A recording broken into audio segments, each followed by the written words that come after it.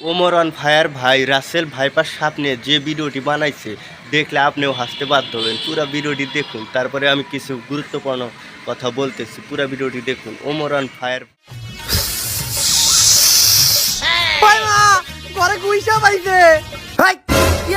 আমি Russell viper.